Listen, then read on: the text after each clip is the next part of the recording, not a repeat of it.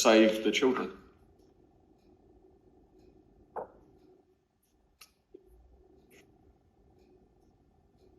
Good afternoon, welcome. The 10 minutes is yours.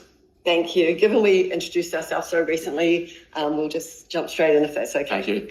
Kia ora.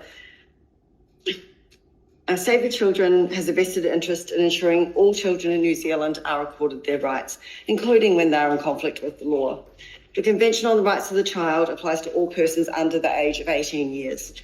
Save the Children opposes the bill due to serious concerns we hold about the potential impact of the bill on vulnerable children aged 14 to 17 years in conflict with the law.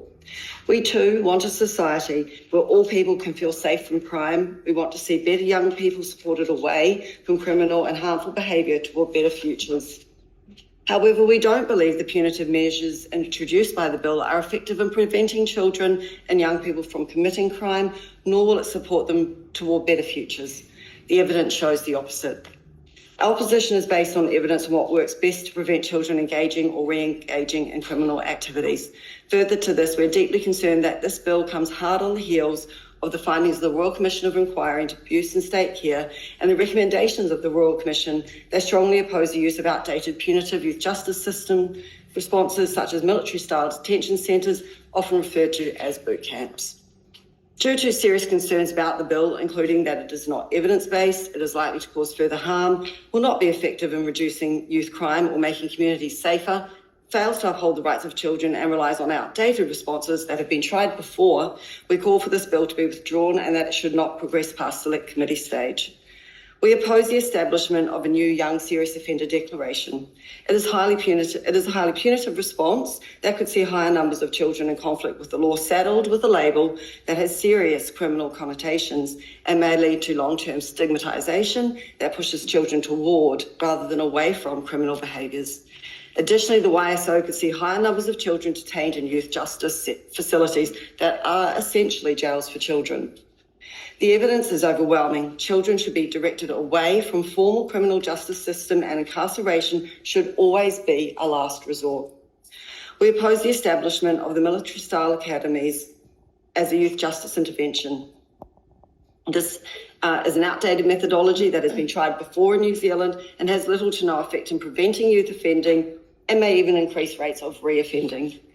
The inclusion of allowing the detention authority to use reasonable physical force against children is completely unacceptable and breaches children's rights to be protected from all forms of violence, Article 19 of the Convention.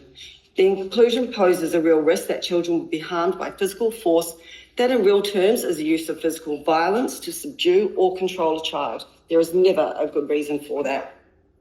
As recently as 2004, Te Whakapākari Youth Program was a fully state-funded boot camp style program where children were sent to social welfare, care and protection or youth justice sentencing options.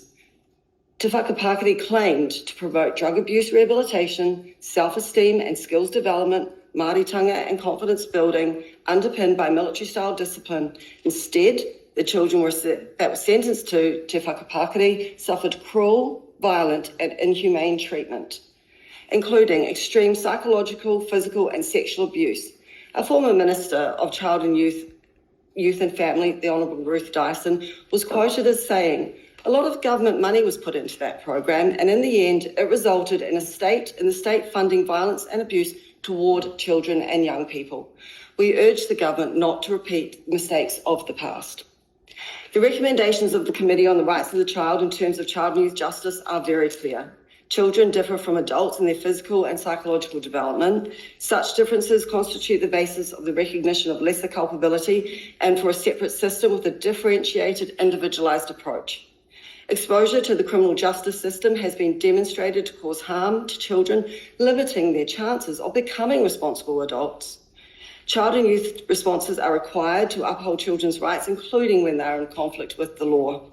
However, the regulatory impact statement developed by Orang Tamariki alongside the Ministry of Justice with support from the New Zealand Police clearly states that the bill establishes a regime that will likely be in breach of the rights and freedoms of children and young people, including in breach of Te Tiriti o Waitangi. New Zealand ratified the Convention in 1993, according all children in New Zealand their rights under the Convention, and reaffirmed New Zealand's commitment in 2019. In terms of child and youth justice, the Convention provides special protections for children and young people, including in relation to arrest, detention and imprisonment. The recommendations of the committee align with New Zealand-centred research and expertise based on our cultural context by leading experts such as Dr. Ian Lambie, Judge Andrew Beecroft, Sir Peter Gluckman, Dr. Nessa Lynch, and Judge Carolyn Henwood are just some of those experts. Numerous reports have highlighted the need for fully resourced and funded culturally appropriate youth justice interventions to support children, youth and tamariki and rangatahi Māori in conflict with the law to achieve better outcomes and reduce rates of reoffending. We call for the focus to be on true prevention.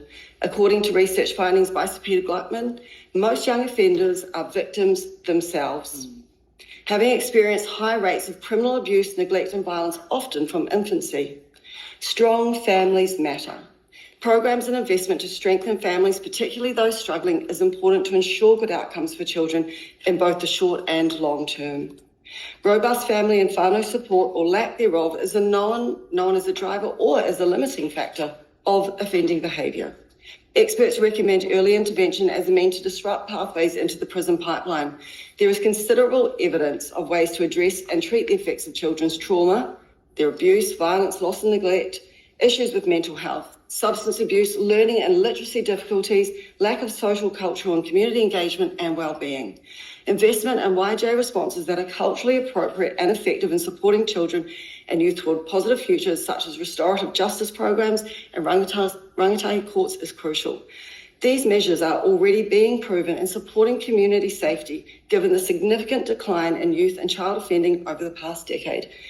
That concludes our submission and we're happy to take any questions. Thank you.